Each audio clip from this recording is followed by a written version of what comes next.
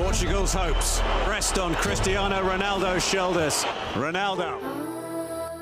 മഹായുദ്ധങ്ങളിൽ വിജയിക്കുന്നവരും കിരീടവും ചെങ്കോലും നിലനിർത്തുന്നവരും മാത്രമാണ് മികച്ച യോദ്ധാക്കളെന്ന ധാരണ വലിയ പിഴവാണ്.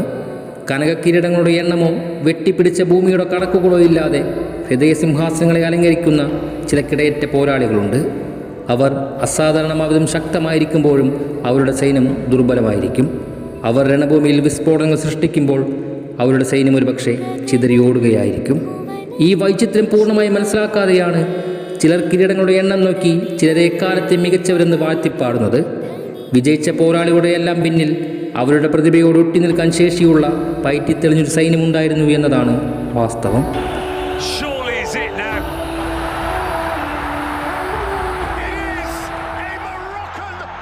മഹാഭാരതത്തിൽ പ്രതിപാദിക്കുന്ന ആയുധവിദ്യാ പ്രയോഗ ദിവസം ഭൂമിയിലെ ഏറ്റവും വിദഗ്ധനായ ധനുർധാരിയായ മധ്യപാണ്ഡവനും വില്ലാളി വീരുവുമായ അർജുനൻ തൻ്റെ പ്രകടനങ്ങൾക്ക് ശേഷം അഭിമാനപുളികതനായി ഇങ്ങനെ നിൽക്കുകയാണ്.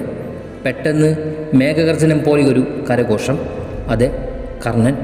അരങ്ങേറ്റപ്പന്തലിൻ്റെ പ്രവേശന കവാടത്തിൽ ഇടിമുഴക്കം പോലെ പ്രതിധ്വനിച്ച കർണൻ്റെ കയ്യടികൾ തോൽവിയെന്തെന്നറിയാത്ത അർജുനനെ ഒരു നിമിഷം നിശ്ചലനാക്കി. ഇരുളിൻ്റെ മാറുപിളർന്ന് പശ്ചിമദിക്കിന് രക്തമംഗലമാക്കുന്ന സൂര്യാഗമനം പോലെ ദ്വാരപാലകന്മാർ മാറിക്കൊടുത്ത പാതയിലൂടെ ആ മഹാ തേജസ്വി കടന്നു വന്നു. ശേഷം സർവ്വജനങ്ങൾക്ക് മുന്നിൽ തൻ്റെ അനിതര സാധാരണമായ പ്രതിഭയെ കാഴ്ചവെച്ചു. അർജുനൻ്റെ വിലോപനീയ പ്രകടനങ്ങളെ വിസ്മൃതിയിലേക്ക് ആനയിക്കുമാറ് ശസ്ത്രക്രിയാ വൈദികത്തോടെ കർണബാണങ്ങൾ ലക്ഷ്യം ഭേദിച്ചു. അർജുനന് സമമോ അർജുനനേക്കാൾ മികച്ചവനോ ആണ് താനെന്ന് കർണൻ അടിവരയിട്ട് തെളിയിച്ചു. പക്ഷേ കർണൻ എന്ന ഇതിഹാസ നായകനോട് നീതി കാട്ടിയത് എന്താണ്? കുന്തിയുടെ രൂപത്തിൽ, കൃഷ്ണൻ്റെ രൂപത്തിൽ, സഹോദരങ്ങളുടെ രൂപത്തിൽ, ദ്രൗപദിയുടെ രൂപത്തിൽ മിക്കപ്പോഴും അത് അയാൾക്കെതിരെയായിരുന്നു. അവസാനം കുരുക്ഷേത്ര യുദ്ധത്തിനായി പുറപ്പെടുമ്പോൾ അയാൾക്ക് മികച്ചൊരു തേരാളി പോലും ഉണ്ടായിരുന്നില്ല. ഒടുവിൽ കൃഷ്ണോപദേശമനുസരിച്ച് ചതിയിലൂടെയാണ് അർജുനൻ കർണനെ വധിച്ചത്.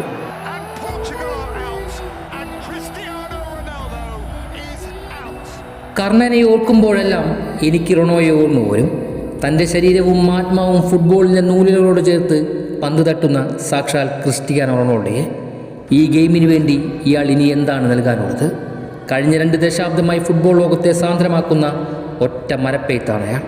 ഫുട്ബോൾ ചരിത്രത്തിൽ ഏറ്റവും ഗോൾ നേടിയ താരം, റയൽ മാഡ്രിഡിൻ്റെ ചരിത്രത്തിൽ ഏറ്റവും ഗോൾ നേടിയ താരം, ചാമ്പ്യൻസ് ലീഗിൻ്റെ ചരിത്രത്തിൽ ഏറ്റവും കൂടുതൽ ഗോൾ നേടിയ താരം, പോർച്ചുഗൽ നാഷണൽ ടീമിൻ്റെ ചരിത്രത്തിൽ ഏറ്റവും കൂടുതൽ ഗോൾ നേടിയ താരം, ഇൻ്റർനാഷണൽ ഫുട്ബോൾ ചരിത്രത്തിൽ ഏറ്റവും കൂടുതൽ ഗോൾ നേടിയ താരം.